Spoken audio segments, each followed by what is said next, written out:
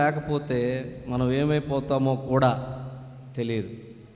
నిత్యముగా ఆయన కృప ఉన్నది కాబట్టి ఈరోజు మనం సజీవులుగా ఉన్నాం, బ్రతికి ఉన్నాం, ఆరోగ్యంగా ఉన్నాం, బలంగా ఉన్నాం.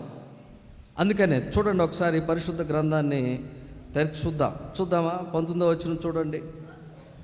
లోతు, ప్రభువా అలాగు కాదు, ఇదిగో నీ కటాక్షం నీ దాసుని మీద వచ్చినది, నా ప్రాణము రక్షించుట వలన నీవు నా ఎడల కనపరిచిన నీ కృపను ఘనపరిచితిని. దేవునికి స్తోత్రం. ఇక్కడ ఏం జరిగిందంటే మీ అందరికీ తెలిసినటువంటి విషయమే. లోతు దగ్గరికి 2 దేవదూతలు వస్తారండి. 19వ అధ్యాయం 1వ వచనంలో ఉంటుంది ఇదంతా కూడా. వాళ్ళు ఎందుకు వచ్చారంటే లోతుకు ఒక విషయాన్ని తెలియపరిచారు. ఈ పట్టణాన్ని మొత్తం కూడా నాశనం చేయటానికి సిద్ధంగా ఉన్నాడు దేవుడు. ఎందుకున్నాడంటే ఆ వచన భాగాల్లో మీరు చూస్తూ ఉంటే సొదొమ ఆ పట్టణం అంట దేవుని దృష్టికి బహు పాపముతో నిండి ఉందండి. దేంతో నిండి ఉందండి? అయితే అక్కడ ఒక ఆయన ఉన్నాడు, ఆయన నీతిమంతుడైన లోతు అని కొత్త నిబంధనలో రాయబడి ఉంది. ఆయనకి రక్షించడానికి, ఆయన్ని తప్పించడానికి, ఆ ఉగ్రత నుంచి, ఆ యొక్క భయంకరమైనటువంటి ఆ పట్టణం మరికొద్ది సేపట్లోనే ఏమైపోతుందండి? అగ్ని చేత, గంధకముల చేత కాల్చబోతున్నాడు దేవుడు. అయితే దేవుడు ప్రార్థన ఆలకించి అబ్రహాం ప్రార్థన చేశాడు, అయ్యా ఆ ప్రాంతంలో ఒక్కసారి నీతిమంతులు ఉన్నారా, ఒక్కసారి జ్ఞాపకం చేసుకోయి అంటే సరే దేవుడు జ్ఞాపకము చేసుకున్నాడు. అందరూ కూడా మీకు తెలిసిన విషయమే. అయితే ఆయన దగ్గరకు వచ్చిన తర్వాత ఏం జరిగిందని మనం గమనిస్తే, అక్కడికి వచ్చారు. వచ్చిన తర్వాత ఏమన్నారంటే లోతుని తొందర పెడతా ఉన్నారు. ఈ ప్రాంతం నుంచి నువ్వు బయటికి వెళ్ళిపోవని, ఈ ప్రాంతం నుంచి నువ్వు బయటికి వెళ్ళిపోవని. ఈ రాత్రి నేను ఒక క్వశ్చన్ అడుగుతాను. ఎందుకు లోతుని తొందర పెడుతున్నారంటే లోతు నీతిమంతుడు కాబట్టి ఆయన మీద దేవుని కృప ఉంది. దేవునికి స్తోత్రం. అందుకనే లోతు ఏమని చెప్పాడండి? లోతు, ప్రభువా అలాగ కాదు, ఇదిగో నీ కటాక్షము నీ దాసుని మీద వచ్చినది. నీ కటాక్షము నీ దాసుని మీదకి వచ్చినది. ఈ రోజున ఆయన కటాక్షం మన కుటుంబం మీద, మన బిడ్డల మీద, మన సంఘం మీద, మన దాసుల మీద, సేవకుల మీద ఉంది కాబట్టే ఈ రోజున మనం ప్రాణముతో రక్షణ పొంది ఉన్నాము.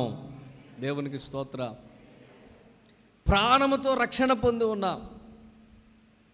అందుకనే లోతు అంటాడు, ఇదిగో నీ కటాక్షం నా మీద ఉన్నది కాబట్టి నా ప్రాణము రక్షించుట వలన నీవు నా ఎడల కనపరిచిన నీ కృపను నేను ఘనపరిచితిని. చూశారండి, దేవుడు తన బిడ్డల్ని ఎప్పుడు విడిచిపెట్టేవాడు కాదు. ఆమేన్. దేవుడు తన బిడ్డల్ని ఎప్పుడూ విడిచిపెట్టేవాడు కాదు. ఎందుకంటే తన కృపతో జ్ఞాపకం చేసుకుంటాడు. ఆయన తన కృపతో మన బిడ్డల్ని జ్ఞాపకం చేసుకుంటాడు. ఈ రాత్రి దేవుడి కృప కోరుకో.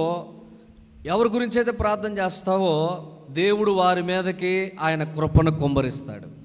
రక్షణ లేదనుకోండి, రక్షణ లేదు నీ బిడ్డలకి, నీ కుమారుడికి, నీ యజమానునికి, లేకపోతే నీ భార్యకి, నీ కలిగినటువంటి ఎవరో మీ బంధువులకి రక్షణ లేదనుకోండి, ఈ రాత్రి ఈ ప్రార్థనలో, లాస్ట్ ప్రార్థనలో, ముగింపు ప్రార్థనలో అడగండి, దేవుడు ఖచ్చితంగా కృపతో జ్ఞాపకం చేసుకుంటాడు.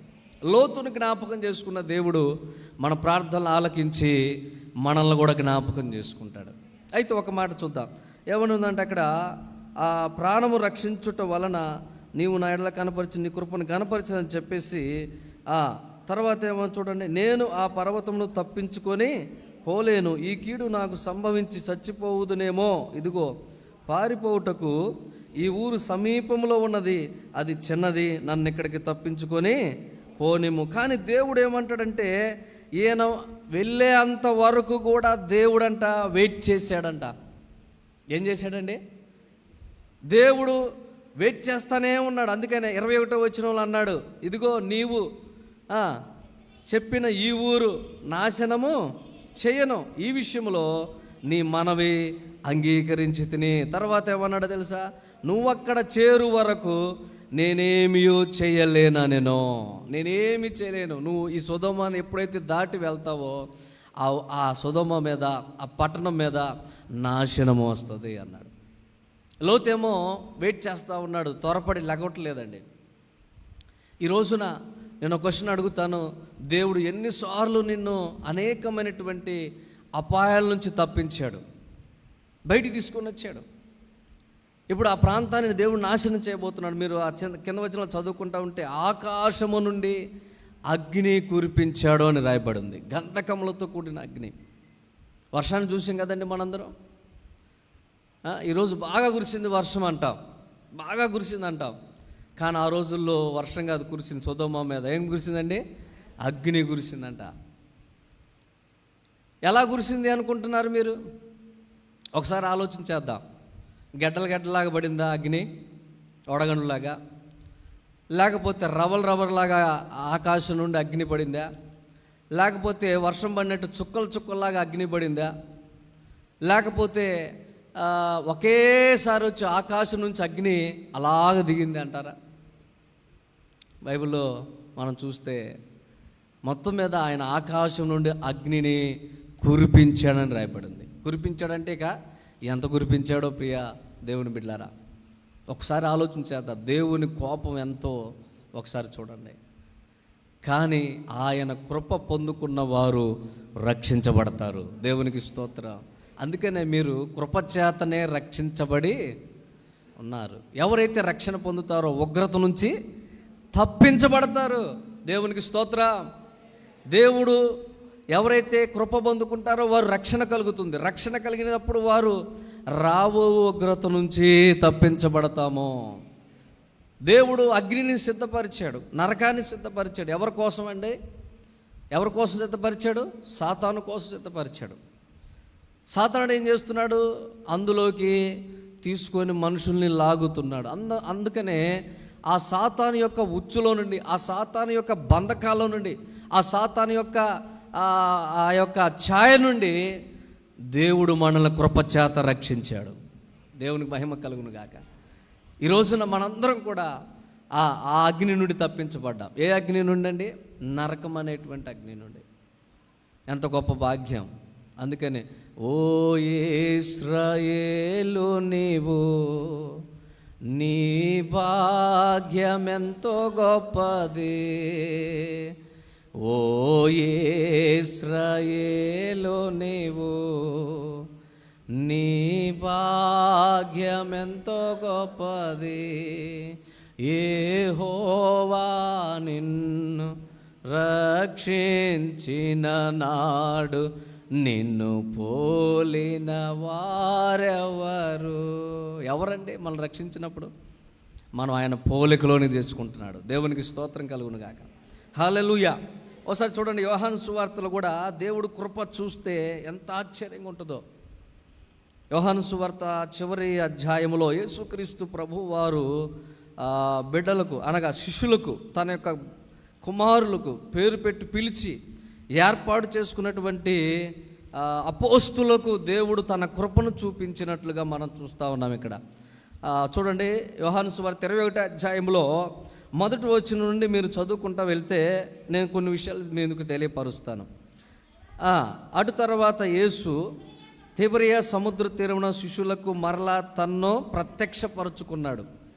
ఆయన తన్ను ప్రత్యక్షపరుచుకున్న విధమేదనగా, సీమోను పేతురు, తిదుమ అనబడిన తోమయు, గలిలయుని కానాను ఊరివాడగు నతానేలును, జెబెదయి కుమారులను ఆయన శిష్యుల్లో మరి ఇద్దరు కూడి ఉండిరి. సీమోను పేతురు, నేను చేపలు పట్టబోదునని వారితో అనగా, వారు మేము నీతో కూడా వచ్చేదమనిరి. ఇందులో మీకేమర్థమైంది అని గమనిస్తే, ఇందులో యేసుక్రీస్తు ప్రభు వారు చనిపోయి తిరిగి లేచి పునరుద్ధానుడై ఇంకా ఆరోహణం అవ్వలేదు, ఆయన భూమి మీద ఉన్నాడు. అయితే యేసుక్రీస్తు ప్రభు వారు వారికి ప్రత్యక్షపరుచుకున్నారు. ఈలోపు వాళ్ళు ఏమైపోయారంటే, యేసుక్రీస్తు ప్రభు వారు లేరు కాబట్టి మరలా మేము చేపలు పట్టుకోవటానికి వెనకకు వెళ్తూ ఉన్నారు. ఎక్కడికి వెళ్ళారండి? వెనక్కి వెళ్తూ ఉన్నారు. బాగా గమనిద్దాం. వాళ్ళు ఎందుకు వెళ్ళారు వెనక్కి అని మీరు ఎవరైనా చెప్పగలరా? వాళ్ళు ఎందుకు వెనక్కి వెళ్ళారు? అప్పటిదాకా 3.5 సంవత్సరాలు యేసుక్రీస్తు ప్రభు వారితో తిరిగారు, అద్భుతాలు చేశారు, మహత్కార్యాలు చేశారు, సూచక్రియలు చేశారు, గొప్ప కార్యాలు చేశారు. ఎప్పుడైతే వారు యేసుక్రీస్తు వారు ఇక లేరు, ఆయన చనిపోయి సమాధి చేయబడి తిరిగి లేచాడు, ఆ తర్వాత వీళ్ళ పరిస్థితి ఎలాగుందంటే స్థిరత్వం లేని పరిస్థితిగా ఉంది. ఇక లేడుగా ఆయన మనతో, మనకి దిక్కెవరు, మనకు ఆధారం ఎవరు అని మొట్టమొదటిగా సీమోను పేతురు, నేను చేపలు పట్టుకోవడానికి వెళ్తాను, మీరు కూడా వస్తారా? మేము కూడా వచ్చేస్తామన్నారు.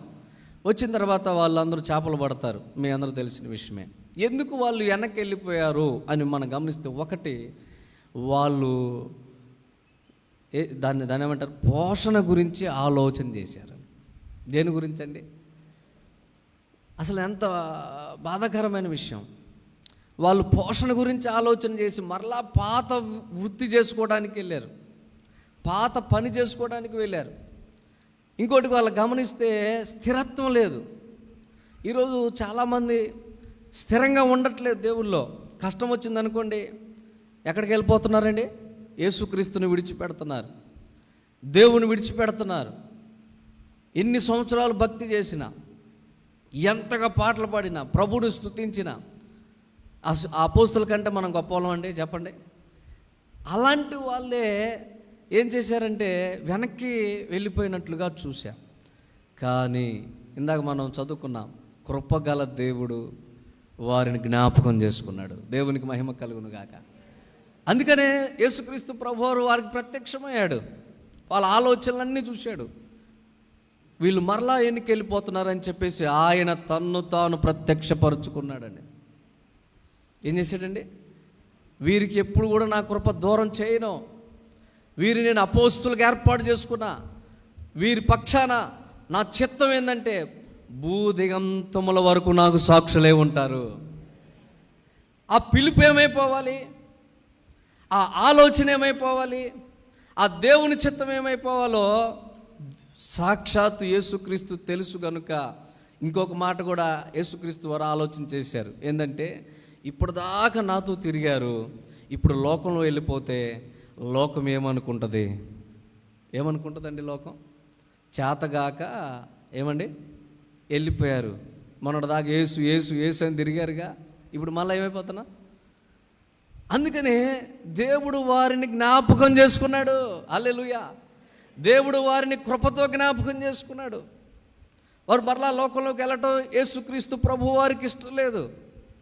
అందుకని అక్కడ ఫస్ట్ వచనంలో చూసాం, యేసయ్య వారికి తన్ను తాను మరలా ప్రత్యక్షపరుచుకున్నాడండి.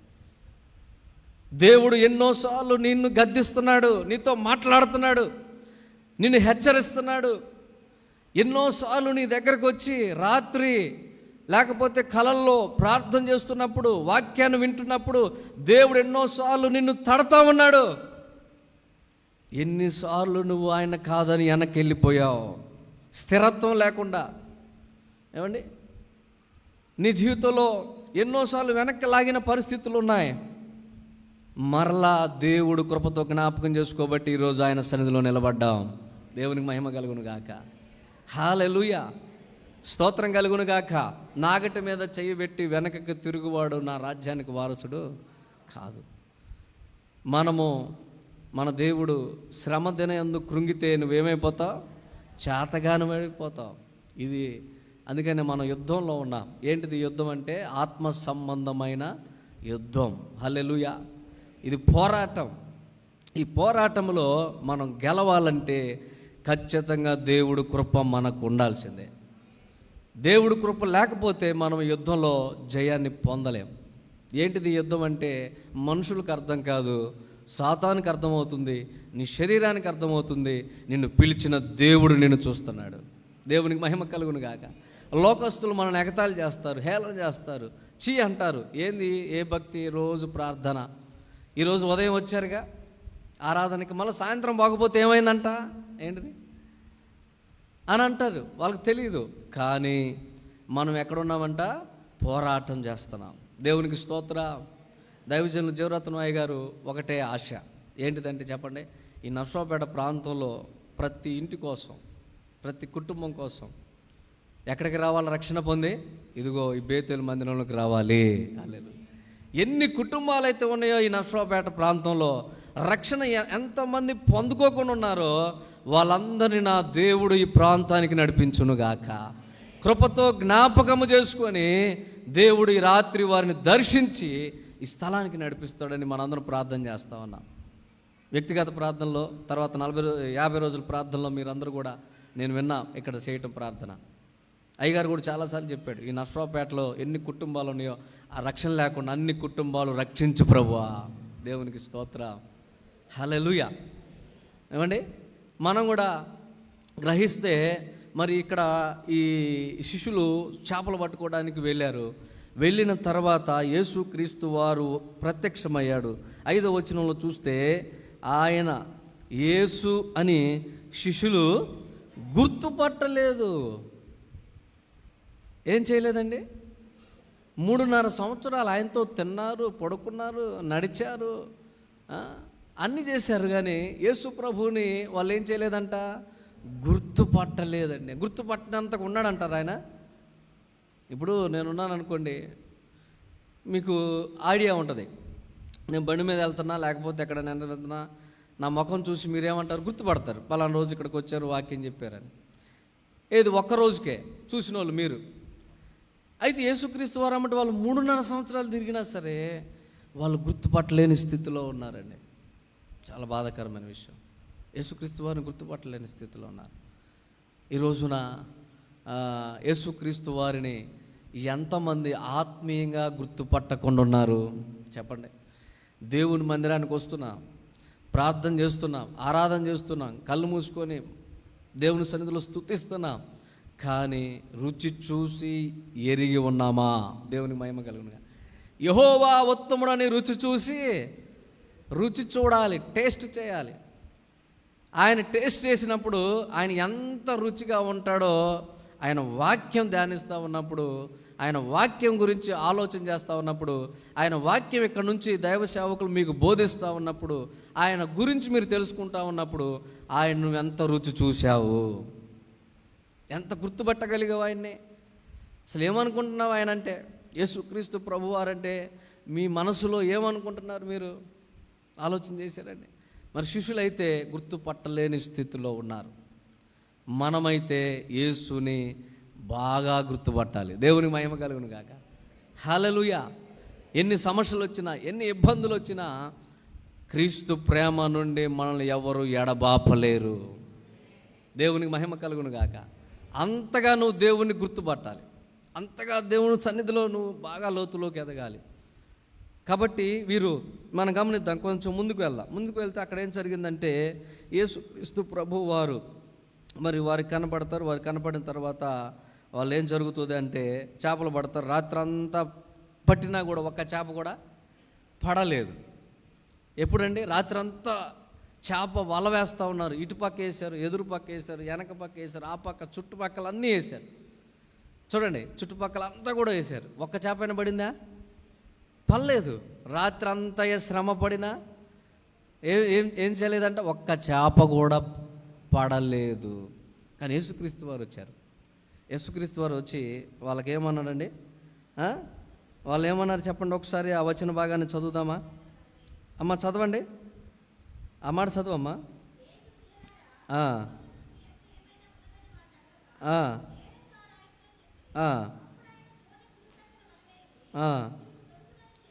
ఎక్కడేమన్నాడండి వాళ్ళ? అప్పుడు దాకా వాళ్ళు వల వేయలేదా? కుడి పక్క వేసారు, ఎడం పక్క వేసారు, వెనక పక్క వేసారు, ముందు పక్క వేయాల్సిన చోటల్లా వేసారండి. వాళ్ళందుట్లో చేపల బట్టలు ఆరి తీరిపోయిన వాళ్ళు, ఎక్కడెక్కడ వేయాలో వాళ్ళకి అన్నీ తెలుసు, చెప్పాల్సిన అవసరమో లేదు. కానీ ఆశ్చర్యకరమైన సంగతి చూడండి, ఎప్పుడైతే యేసుక్రీస్తు వారు చెప్పారో కుడి పక్కన వలేమనగానే ఎక్కడైతే చేపలు ఉన్నాయో, ఎక్కడెక్కడైతే ఏ దూరంలో ఉన్నాయో ఆయన ఆజ్ఞాపించగానే అక్కడికి వచ్చి నిలబడ్డాయి. దేవునికి మహిమ కలుగును. వాళ్ళు వేశారు, కుడి పక్కన వేశారు, ఎడం పక్కన వేశారు, రాత్రి అంతా వేస్తూ ఉన్నారు, ఒక్క చేప కూడా పడలా.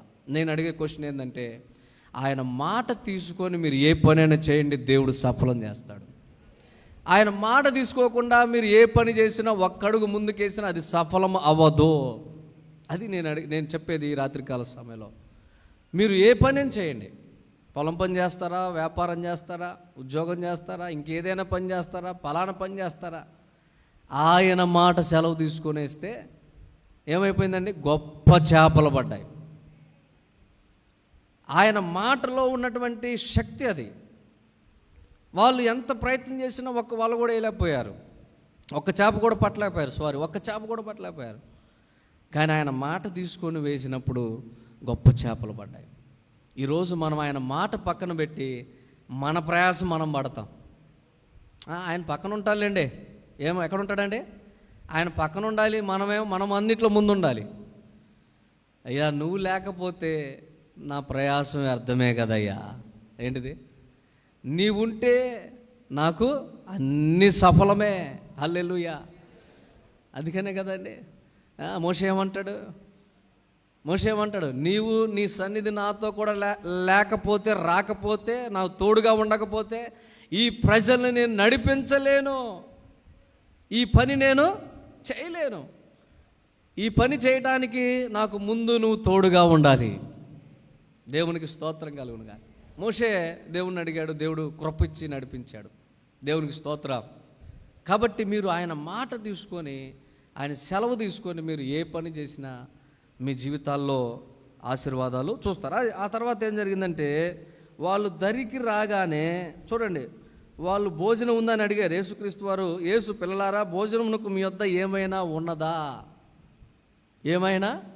ఉన్నదా అని అడిగితే లేదయ్యా అన్నారు. అయ్యో, నా బిడ్డలు భోజనానికి అల్లాడిపోతున్నారు. కానీ ఎప్పుడైతే వాళ్ళు దరికి రాగానే, వారు దరికి వచ్చే సరికే ఏముందంటే అక్కడ నిప్పుల మీద, వాటి మీద ఉంచబడిన చేపల రొట్టెలు కనపడ్డాయి. దేవునికి స్తోత్రం కలుగును గాక. వాళ్ళు దరికి రాగానే దేవుడు వారికి భోజనం సిద్ధం చేశాడు. ఏం చేశాడండి చెప్పండి? వాళ్ళు దరికి రాగానే వాళ్ళ కోసం ఫ్రెష్గా నిప్పుల మీద వేడి భోజనాన్ని దేవుడు సిద్ధపరిచాడు. అందుకని యేసన్న గారు అంటారు, రాజుల భోజనముతో దేవుడు నన్ను పోషిస్తున్నాడు. యేసన్న గారు చెప్పిన మాట, రాజుల భోజనం. ఏ భోజనం అండి? చెప్పండి గట్టిగా. మీకు తినాలని లేదా? చెప్పండి. మీకు తినాలని ఉంటే దేవుడు మిమ్మల్ని పోషిస్తాడు. ఆశ కలిగిన హృదయాన్ని దేవుడు తృప్తిపరుస్తాడు. అందుకనే దేవుడు వారు కష్టపడకుండా వాళ్ళకి భోజనం ఉందని గ్రహించి వాళ్ళు దరికి రాగానే వాళ్ళ కోసం అక్కడ సిద్ధం చేశాడు. నేను ఒక క్వశ్చన్ అడుగుతా ఈ రోజున, నీకు ఏది కావాలో దేవుడు నీ కోసం సిద్ధం చేశాడు. దేవునికి స్తోత్రం కలుగును గాక. ఆయన కృపతో అవన్నీ కూడా సిద్ధమైపోయినాయి. అయ్యగారు ఈ ప్రాంతానికి వచ్చినప్పుడు సైకిల్ మీద వచ్చారు, ఒంటరిగా వచ్చారు, ఏమి లేని వారిగా వచ్చారు. కానీ ఇంత పరిచర్య జరుగుతుందని అయ్యగారు ఎప్పుడు ఊహించలా. కానీ ఒకటే ప్రార్థన, దేవుడు పిలిచిన దేవుడు నమ్మదగిన వాడు. దేవునికి స్తోత్రం కలుగును గాక. పిలిచిన దేవుడు ఎలాంటి వాడండి? నమ్మదగిన వాడు గనక రాజుల భోజనముతో మేపుతాడు. దేవునికి మహిమ కలుగును గాక. ఈరోజు ఈ పరిచర్య ఎంత ఘనంగా ఉండటానికి గల కారణం ఏంటంటే, గట్టిగా దేవుని సన్నిధిలో అయ్యగారు నిలబడ్డారండి. ఎన్ని శ్రమలు వచ్చినా, ఎన్ని శోధనలు వచ్చినా, ఎన్ని ఇబ్బందులు వచ్చినా మేమందరం కూడుకుంటూ ఉంటాం. అయ్యగారు మెసేజ్ చెప్తా ఉన్నప్పుడు మాకు ఒక్కొక్కరికి ఏం జరుగుతుంది తెలుసండి? మార్పు కలుగుతూ ఉంటుంది, అభిషేకం విడుదలవుతూ ఉంటుంది, శక్తి విడుదలవుతూ ఉంటుంది. ఒక్కొక్కసారి ఆత్మ పూర్ణలై మాట్లాడినప్పుడు నాకైతే భయం వేస్తూ ఉంటుంది. నిజంగా దేవుడు అభిషేకించి నాతో మాట్లాడుతున్నాడు, నేను సేవ సరిగా చేయాలి. భయం. ఎందుకంటే దేవుడు ఏర్పాటు చేసుకున్న వారి మీద దేవుని కృప, దేవుని అభిషేకం ఉంటుంది. హల్లెలూయా. అందుకనే దేవుడు శిష్యులు కూడా విడిచిపెట్టడానికి ఇష్టం లేక, మళ్ళా వీళ్ళు నా నామానికి అవమానం తీసుకొచ్చేవారిగా ఉంటారని చెప్పేసి దేవుడు కృపతో వారిని జ్ఞాపకం చేసుకున్నాడండి. ఈ రోజున మిమ్మల్ని ఎన్నిసార్లు దేవుడు మనం వెనకెళ్ళిపోయే పరిస్థితులు వచ్చినప్పుడు, శ్రమలు వచ్చినప్పుడు, ఇరుక్కుపోయినప్పుడు దేవుడు ఎన్నిసార్లు మనల్ని జ్ఞాపకం చేసుకున్నాడో ఒకసారి జ్ఞాపకం చేసుకోండి. హల్లెలూయా. అందుకనే ప్రియ దేవుని సంగమా, దేవుని బిడ్డలారా, మీరు దేవుని విడిచిపెట్టద్దు, దేవుని కృప మీద ఆధారపడాలి. ఆదికాండం 6వ అధ్యాయము 8వ వచనం మొట్టమొదటగా బైబిల్ గ్రంథంలో మొట్టమొదటిగా కృప అనే మాట ఎక్కడ చూస్తాం అంటే, నాకు తెలిసి, మీకు తెలిసే చెప్పండి, ఇప్పుడే నేర్చుకుంటాను నేను కూడా. 6వ అధ్యాయం 8వ వచనంలో ఉంటుంది. అయితే నోవాహు యెహోవా దృష్టి యందు కృప పొందినవాడు. హల్లెలూయా. ఇప్పుడు నోవాహు దేవుని దృష్టిలో ఎలా ఉన్నాడంట చెప్పండమ్మా? కృప పొందినవాడు. అయితే నోవాహు ఎలాంటి వాడని మీరు ఒకసారి పై వచనాలు చదివితే గమనిస్తే, నరుల యొక్క ఆలోచనల గురించి దేవుడు మాట్లాడతాడు అక్కడ.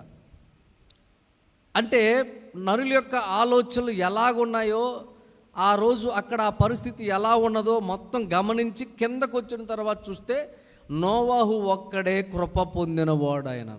అంటే నోవాహు గారి జీవితంలో ఏముందంటే మంచితనం ఉంది, దేవుని యందు భయభక్తులు కలిగి ఉన్నాడు. కృప పొందుకోవడానికి గల కారణం ఏంటంటే ఆయనలో భయం ఉందండి. హల్లెలూయా. ఆయనలో భయం ఉంది. ఆ రోజు దేవుడు ఆలోచన చేశాడు. ఏమని ఆలోచన చేశాడంటే, మొత్తాన్ని కూడా నేను నాశనము చేయాలని ఆలోచన చేశాడు. మొత్తం మీద మీకు తెలుసు కదండి, జలప్రలయం ఆ సమయంలో వచ్చింది. ఆ సమయంలో వచ్చినప్పుడు దేవుడు మరి ఒక వ్యక్తిని ఏర్పాటు చేసుకున్నాడు. ఆయన ఎవరంట?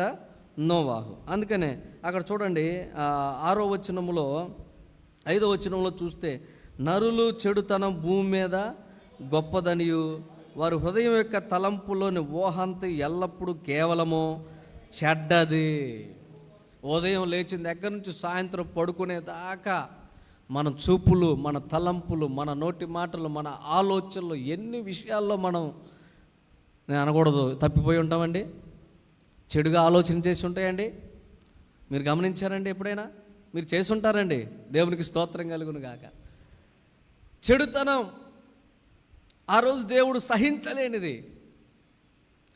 భయంకరమైనటువంటి పరిస్థితి దేవుడు చూశాడంట. ఆకాశం నుంచి చూసినప్పుడు, ఆ ప్రాంతాన్ని చూసినప్పుడు దేవుడు పశ్చాత్తాపడ్డాడని కూడా ఉంది. చూడండి, తాను భూమి మీద నరులను చేసినందుకు యెహోవా సంతాపము నొంది తన హృదయములో నొచ్చుకున్నాడు. ఈరోజు నేను ఒక క్వశ్చన్ అడుగుతున్నా, దేవుడు నిన్ను చూసి సంతోషిస్తున్నాడా, ఏడుస్తున్నాడా? నీ ప్రవర్తన చూసి దేవుడు సంతోషిస్తున్నాడా, లేకపోతే కన్నీరు గార్చి నీ గురించి ఆయన ఏం చేస్తున్నాడండి? విజ్ఞాపన చేస్తున్నాడా? మీరే పరిశీలన చేసుకోండి. ఆ రోజు అక్కడ పరిస్థితి చూస్తే దేవుడు సంతాపము నొందాడు, హృదయంలో నొచ్చుకున్నాడు. హృదయంలో ఏం చేశాడంటే దేవుడు చెప్పండి, నొచ్చుకున్నాడు, బాధపడ్డాడు. ఎందుకు నేను నరులు చేశానా అని తనలో తాను హృదయంలో అనుకుంటున్నాడు. ఈరోజు నీ గుండెల మీద చేసుకొని చెప్పండి, నేను దేవునికి ఇష్టకరంగా జీవిస్తాను. ఆమెన్ చెప్పండి. ఆ తీర్మానంతో మీరు ఉండండి. ఖచ్చితంగా పరిశుద్ధాత్మ దేవుడు ఆ తీర్మానం మీద మిమ్మల్ని నిలబెడతాడు. ఒక ఆయన అడిగాడంట, ఏమండి బాప్తీసం తీసుకుంటే పడిపోతాం కదండి, అందుకే నేను తీసుకోవట్లేదండి, శోధనలు ఎక్కువ వస్తాయి కదండి, అందుకే నేను తీసుకోవట్లేదండి అన్నాను.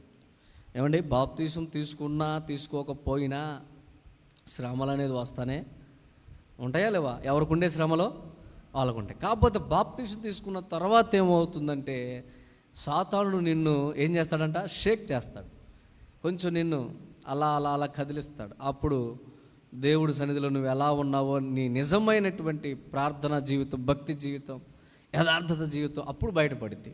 అప్పుడు దాకా ఏముండదు.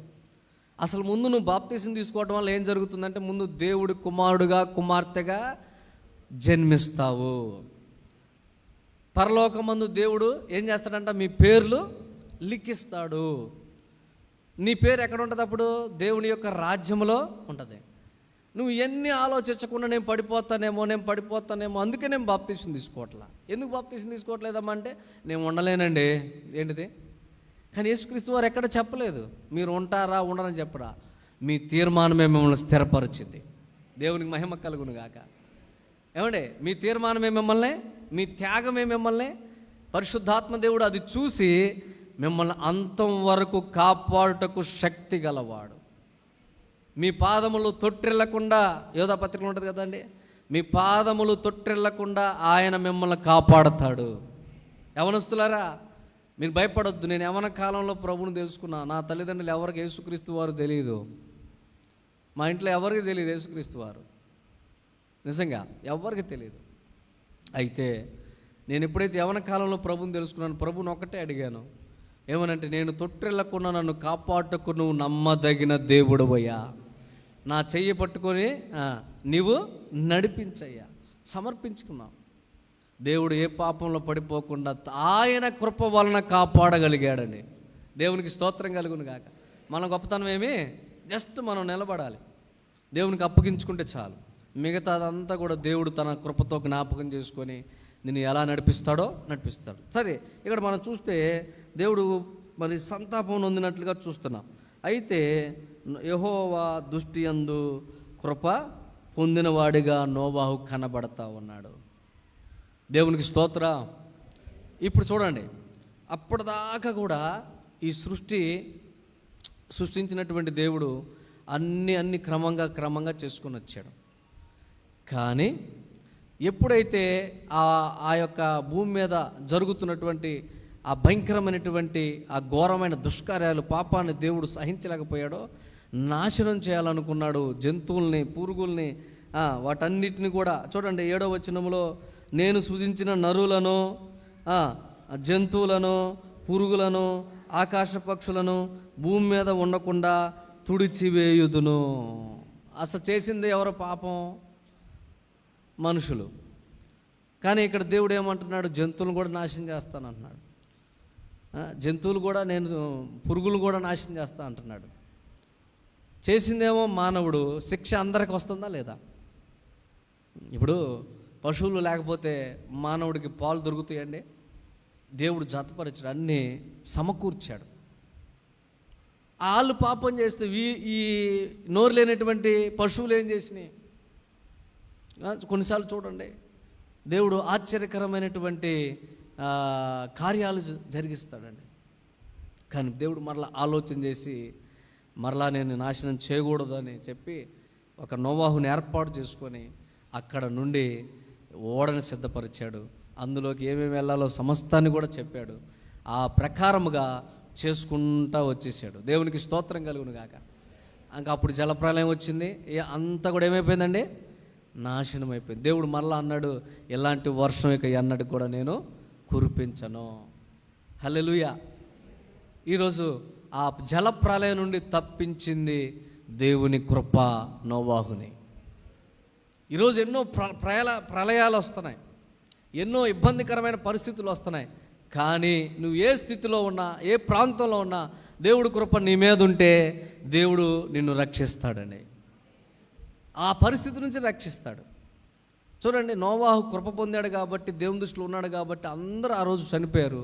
నోవాహు కుటుంబం మొత్తం దేవుడు రక్షించాడని. దేవునికి మహిమ కలుగును గాక. నా ప్రియ దేవుని బిడ్డలారా, దేవుని కృపను ఎవ్వరు కూడా దూరం చేసుకోవద్దండి. ఇంకో మాట కూడా మనం గమనిస్తే, దేవుని కృప పొందుకున్నటువంటి వాళ్ళు ఆశ్చర్యమైనటువంటి కార్యాలు చూస్తారు. హల్లెలూయా. చూడండి, ఒకసారి బైబిల్ గ్రంథంలో చూస్తే ప్రార్థన చేయడానికి హన్న దేనికోసం వెళ్ళిందంటండి? చెప్పండి. దేవుని యొక్క సన్నిధిలోకి ఆమె వెళ్ళినట్లుగా మనం చూస్తాం.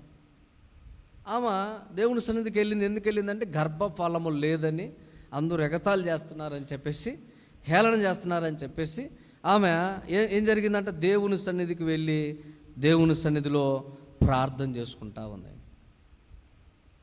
ప్రార్థన అంటే ఏంటిదంటే, మనం ప్రభా నువ్వు నాతో మాట్లాడయ్యా, నా సమస్య ఇదయ్యా, నా పరిష్కారం సహాయం చేయ ప్రభా అని మనం ఆయనతో చెప్తాం. ఎవరితో చెప్తాం ప్రార్థనలో? చెప్పండి. ఆయనతో చెప్తాం. మరి ఆయన మాట్లాడేంత వరకు మనం వేచి ఉంటామా?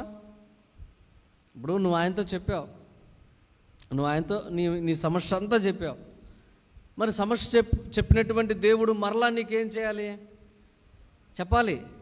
మీకున్న సమస్యకి ఆయన సమాధానం ఇవ్వాలి. హల్లెలూయా. అందుకని దావీదు చూడండి, ఎక్కడికి వెళ్ళినా ప్రార్థన గదిలోకి వెళ్ళినప్పుడు, ప్రార్థన చేసుకోవడానికి వెళ్ళినప్పుడు దేవుడి దగ్గర నుంచి పొందుకునేంత వరకు ఆయన పోరాడినట్లుగా చూస్తున్నాం. విచారణ చేసేవాడు.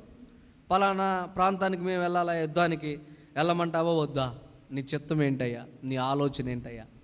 ప్రార్థన అంటే ఒకటి కాదండి, రెండు ఉండాలి. మనం దేవుడితో మాట్లాడాలి, దేవుడు మనతో కూడా మాట్లాడాలి. ఇప్పుడు ఎట్లా జరుగుతుందంటే మనం మాట్లాడుతున్నాం, కానీ దేవుడు మనతో రిప్లై ఏమిచ్చాడు? మనతో మీ వ్యక్తిగతంగా ఆయన మీతో ఏం మాట్లాడుతున్నాడో ఒకసారి గమనించారండి? అది ఎక్కడ చూస్తామంటే హన్నా జీవితంలో చూస్తామండి. హన్నా జీవితంలో ఏం చూస్తాం మనం చెప్పండి? ఆమె దేవుని సన్నిధిలోకి వెళ్ళి ప్రార్థన చేసుకుంటా ఉంది. ఆ ప్రార్థన అయిపోయింది. ప్రార్థన అయిపోగానే దేవుని యొక్క సమాధానం వచ్చింది. హల్లెలూయా. ఏమొచ్చిందండి చెప్పండి? దేవుని యొక్క సమాధానం వచ్చింది. వెంటనే అమ్మా, నువ్వు చేసిన ప్రార్థన దేవుడు విన్నాడు, నువ్వు అనుకున్నట్లుగానే దేవుడు నీకు దయచేస్తాడు, దేవుడు కృప నీ మీద ఉంది అని చెప్పాడు అక్కడ. అలా ఉండాలి మన ప్రార్థన. కొన్నిసార్లు సమాధానం రాదు, కానీ ఏం చేయాలో తెలుసా? మరలా దేవుని సన్నిధి అడుగుతానే ఉండాలి. దేవుడు మాట్లాడేంత వరకు మనం ప్రార్థన చేస్తూనే ఉండాలండి. ఒక సమస్య కోసం నువ్వు ప్రార్థన చేస్తే దేవుడు ఖచ్చితంగా ఆ సమస్య పరిష్కారం వచ్చేంత వరకు కూడా నువ్వు దేవుని సన్నిధిలో పోరాడుతూనే ఉండాలి. దేవునికి స్తోత్రం కలుగును గాక. ఈ రోజున దేవుడు కృప పొందుకున్నటువంటి నీ జీవితంలో నీకు ఏ సమస్య ఉందో ప్రార్థన చేయి. దేవుడు ఈ ప్రార్థన అయిపోయిన వెంటనే, ఈ 50 రోజులు ఉపవాస ప్రార్థనలు అయిపోయిన వెంటనే దేవుడు తన కృప చేత మీ సమస్యలన్నిటికీ పరిష్కారం దొరుకుతుంది. హల్లెలూయా. ఒక్కొక్కరికి ఎమ్మటనే దొరుకుతుంది సమాధానం, ఒక్కొక్కరికి లేటుగా వస్తూ ఉంది. సరే, దేవుని చిత్తం, దేవుడు ఎవరికి ఏ సమాధానం ఎప్పుడు ఇవ్వాలో అది ఆయన చేతిలో ఉంది. దేవునికి మహిమ కలుగును గాక. ఆయన వారికి ఖచ్చితంగా కూడా ఇస్తాడు. అందుకని ఒకసారి మన బైబిల్ గ్రంథంలో చూస్తే దేవుని యొక్క వాక్యములో 2వ దినవృత్తాంతములో 1వ అధ్యాయము 8వ వచనములో మనం చూస్తాం ఒక మాట చూసి మనం ముగించుకుందామండి. ఆ ఒక్క మాట చూసి మనం ఈరోజు దేవుని వాక్యాన్ని సొలొమోను ఎలాగ దేవుడితో మనవి చేశాడు? నీవు నా తండ్రి అయిన దావీదు ఎడల బహుగా కృప చూపి అతని స్థానమందు నన్ను రాజుగా నియమించున్నావు. కనుక దేవా యెహోవా, నీవు నా తండ్రి అయిన దావీదు చేసిన వాగ్దానాన్ని స్థిరపరచుము. దానికి ముందు ఏమన్నాడండి? నా తండ్రికి చూపిన కృప నాకు కూడా చూపించయ్యా. ఏమండి, మేము ఇదే ప్రార్థన చేస్తూ ఉంటాం. మా దైవజనుల మీద ఉన్న కృప మాకు కూడా కావాలయ్యా. హల్లెలూయా. మా దైవజనులు ఎట్లా నువ్వు వాడుకున్నావో అదే కృప మాకు కూడా దయచేయ్యా. మా దైవజనులు ఏ విధమైన కృపచేత వాడబడ్డారో, అపోస్తులు ఏ విధమైన కృపచేత వాడబడ్డారో, మన పితరులు ఏ విధమైన కృపచేత నడిపించబడ్డారో అదే కృప మా మీద దయచేయ్యా. ఇలా కూడా ప్రార్థన చేయాలి. దేవుడు కృప అలాగా నీ మీదకి అలాగ దిగి వస్తూ ఉంటుందండి. అందుకని సొలొమోను అంటాడు, నా తండ్రికి చూపించిన కృప నాకు కూడా చూపించయ్యా. దేవుని మహిమ కలుగును గాక. జవరత్న అయ్య గారికి చూపిన కృప వారి బిడ్డల మీదకి దేవుడు చూపించాలి. ఆమేన్ చెప్పండి. మీకు ఇష్టం లేదా? 100% చెప్పాలి. హల్లెలూయా. వారి మీద చూపిన కృప వారి బిడ్డల మీదకి దిగొచ్చును గాక. ఏమండి, మనం కూడా ప్రార్థన చేయాలి. ప్రభువా, మా దైవజనుడి మీద ఉన్న కృప మా మీద, మా కుటుంబాల మీద దిగొచ్చును గాక. నిజంగా సొలొమోను చేసిన ప్రార్థన చాలా శక్తివంతమైన ప్రార్థన. కొన్ని వర్డ్స్ దేవుని సన్నిధిలో అడుగుతూ ఉంటే, కొన్ని పదాలు అడుగుతూ ఉంటే మన జీవితాల్లో మన యొక్క ఆత్మీయ స్థితి ఏం చేయాలండి? పురుకొల్పబడాలి, శక్తితో నింపబడుతుందండి. మీకు అందరూ తెలుసు, మా మామయ్య గారు చనిపోయారు, రానోక పాస్టర్ గారు. మీ అందరూ ప్రార్థన చేశారు, చనిపోయారు. నేను ఒకటే అడిగా, దేవుని అడిగా, ప్రభువా నీ దాసుడి మీద ఉన్న కృప నా మీదకి దిగొచ్చును గాక. మీ దాసుడికి చూపిన కృప నా మీదకి దిగొచ్చును గాక. అడుగుతాను ఈ వాక్యాన్ని బట్టి. ఆయనకి ఎంత కృప చూపించావయ్యా, నాకు కూడా ఎంతకన్నా ఎక్కువ కృప కావాలి ప్రభువా, సహాయం చేయ. నన్ను విడిచిపెట్టొద్దయ్యా, నన్ను దాటి వెళ్ళొద్దయ్యా. సొలొమోను ఏ విధంగా ప్రార్థన చేశాడండి? ఆ వాగ్దానాన్ని స్థిరపరచయ్యా. ఎవరికి చేసిన వాగ్దానం? దేవుడు దావీదు చేసిన వాగ్దానాన్ని స్థిరపరచయ్యా. దైవజనులు చేసిన వాగ్దానాన్ని బిడ్డల జీవితాల్లో స్థిరపరచయ్యా, నెరవేర్చయ్యా అని మనం దేవుని సన్నిధిలో ప్రార్థన చేసి అడిగినప్పుడు ఖచ్చితంగా వాళ్ళ మీద ఉన్న కృప దేవుడు మన మీదకి తీసుకొని వస్తాడు. దేవునికి మహిమ కలుగునుగా. అందుకని కృప లేకపోతే మనం ఏ పని చేయలేం, కృప లేకపోతే మనం జీవించలేం. అందుకని అన్నిటికీ ఆధారమగేది దేవుని కృప. హల్లెలూయా. ఈరోజు నిన్ను నన్ను అర్హత లేకపోయినా అర్హతనిచ్చి నిలబెట్టి రక్షించింది దేవుని కృప. అందుకని ఒక్క మాట, యేసుక్రీస్తు వారు కృపా కనికరము గల దేవుడు. ఆయన కృపా సత్య సంపూర్ణుడిగా యోహాను సువార్త 1:14 భాగంలో ఆయన మన మధ్యలో నివసించాను. ఎలా నివసించాడు? కృపా సత్య సంపూర్ణునిగా. అంటే ఆయనలో కృప ఉంది, ఆయనలో సత్యం ఉంది, ఆయనలో సంపూర్ణత ఉన్నది. యేసయ్యలో ఏముంది చెప్పండి? కృప ఉంది, సత్యం ఉంది, సంపూర్ణత ఉంది. ఈ 3 లక్షణాలు మనకు కూడా అవసరం. మన కృప కావాలి, సత్యమందు నిలబడాలి, క్రీస్తు యేసు కలిగిన సంపూర్ణత కలిగి ఉండాలి. అందుకని యేసుక్రీస్తు వారు నా కృప నీకు ఇస్తాను అన్నాడు, నా సత్యమందు మిమ్మల్ని ప్రతిష్ఠ చేస్తాను అన్నాడు. నేను సంపూర్ణ కనుక మీరు కూడా పరిపూర్ణ అవ్వండి అన్నాడు. ఎవరైతే ఈ 3 విషయాల్లో పొందుకుంటారో ఖచ్చితంగా దేవుడు వారిని అభిషేకించి వాడుకుంటాడండి. దేవునికి మహిమ కలుగును గాక. కాబట్టి ఈ రాత్రికాల సమయంలో మరి ఈ మాటలు పరిశుద్ధాత్మ దేవుడు మనందరి జీవితాల్లో ఫలింపచేయునుగాక. చిన్న ప్రార్థన చేసుకుందాం. మహాగణుడా, పరిశుద్ధుడైన తండ్రి, దయగలిగిన యేసయ్యా, నీకు వందనాలు, స్తోత్రం ప్రభా. నీ దయను బట్టి, నీ కృపను బట్టి ఇంతవరకు కూడా మమ్మల్ని నాయన సజీవులుగా ఉంచి కొన్ని విషయాలు ఈ సమయంలో మీరు మాతో మాట్లాడినందుకు వందనాలు ప్రభా. అయ్యా, మేము ఎక్కడ ఏ విషయంలో తప్పిపోయి ఉన్నామో క్షమించి కనికరించి కృప చూపించామని మీరు తెలియపరిచావు తండ్రి. ఆ కృపను పొందుకున్న మేము ఆ కృపలో నుంచి తొలగిపోకుండా అది అంతం వరకు కూడా కృప వెంబడి కృప, మహిమ నుండి అధిక మహిమలోనికి మమ్మల్ని నడిపించమని ప్రార్థన చేస్తున్నాం. ఈరోజు నీ వాక్యాన్ని ఎంతమంది ఎత్తి విన్నారో ప్రభా, అంతమంది జీవితాల్లో కూడా నీ బలమైన కృప పొందుకునే విడలుగా చేయండి ప్రభా. విస్తారమైన కృప, విస్తారమైన కృప, అధికమైన కృప, హెచ్చుగా ఉండిన కృప, ఇంకా రాయబడిన ప్రకారముగా ఎన్నో విధాలుగా ఒక్కొక్కరికి కృప చొప్పున పంచి ఇచ్చిన ప్రతి వరములను ప్రభువా నీ కృపలో వాడబట్టడానికి సహాయం చేయమని మమ్మల్ని మేము అప్పగించుకుంటూ మీ పాదాలకు సమర్పించుకుంటూ నజరేయుడని యేసుక్రీస్తు నామములో అడుగుచున్నాం తండ్రి. ఆమేన్. అందరికి వందనాలు.